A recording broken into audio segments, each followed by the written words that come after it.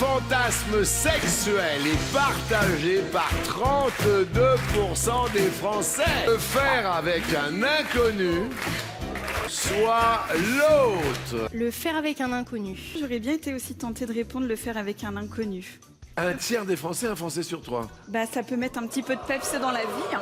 Tiens, vous en êtes où, vous, physiquement, sentimentalement Physiquement? Bah oui, bah vous voyez, je veux dire, il y a de la rumba dans l'air, le costume de travers.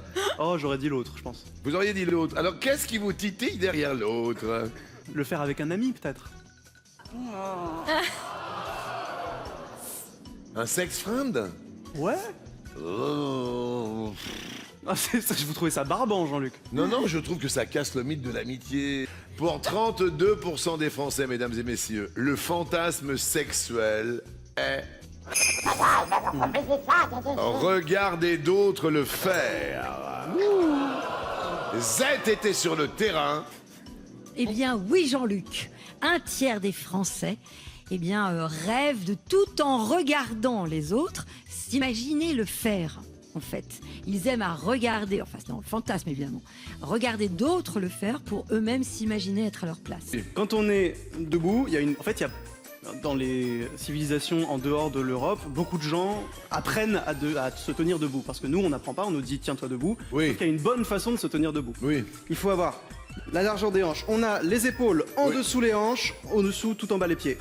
Tout ça est très droit. Ensuite, on est bien posé, pas trop sur les talons parce qu'on va tomber, pas trop devant parce qu'on va tomber. Voilà, bien ancré comme un arbre. Et tout le poids repose sur les hanches. Ici, le son il vient du ventre. Il faut contracter un peu le ventre. Ah, comme ça. Il faut envoyer un son sec, doux, tac.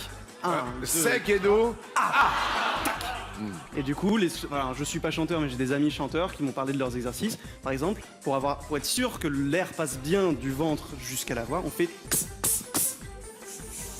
et à chaque fois, il faut qu'il y ait de l'air. Si on fait ta, c'est qu'on fait juste pour contrôler qu'il y ait bien l'air qui passe du ventre jusqu'à là. Vous voulez en venir où, là? Là. Et après, on fait faire ta, ta. Mais non, là, vous faites ah avec là. Ça. Ta. Après, il y a des exercices d'articulation. Mais ça, vous le savez, vous avez fait du théâtre, vous. Non. Vous avez pas fait de théâtre, non? Demain soir, j'en ferai, mais ce sera bien évidemment toute confidence. Les chaussettes de l'archiduchesse sont celles sèches ou archichètes. Vous l'avez raté. Attendez, venez ici, le petit exercice facile. Faites-le-nous. Je veux et j'exige, je veux et j'exige, je veux et j'exige, je veux et j'exige, je veux et j'exige. Allez-y. Je veux et j'exige, je veux et j'exige, je veux et j'exige, je veux et j'exige, je veux et j'exige d'exquises excuses. Faites attention à votre mère, elle est dans les coulisses. Merci, c'est Cyprien. Quel pays est né de l'union des régions d'Al-Assa, Qatif et Nejd? Passe. L'Arabie Saoudite. Avec quel club de basket Michael Jordan a-t-il gagné 6 titres de champion NBA? Chicago Bulls. Oui! C'est à votre portée. Je vais aller très très vite. Il faut que vous répondiez très très vite. Ok. On peut atteindre les 50 000 euros.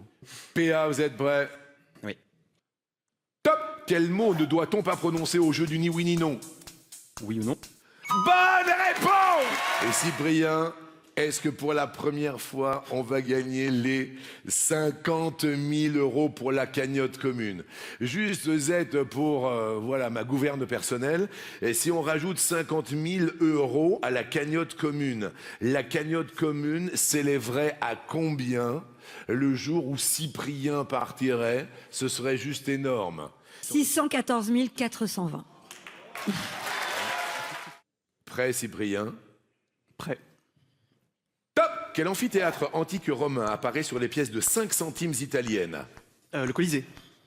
C'est une bonne réponse! Ils l'ont fait!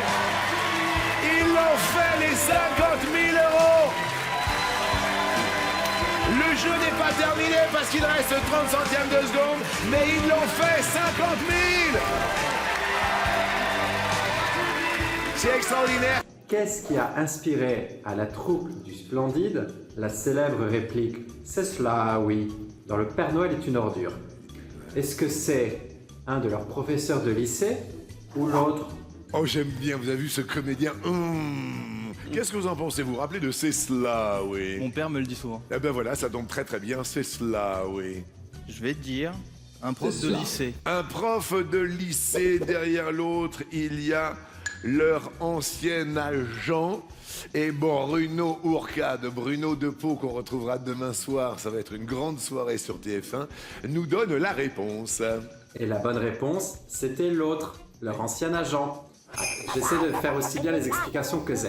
Oui. Lorsque la troupe du Splendide a commencé à avoir du succès, ils trouvaient que leur agent n'était pas très proactif et pas très efficace.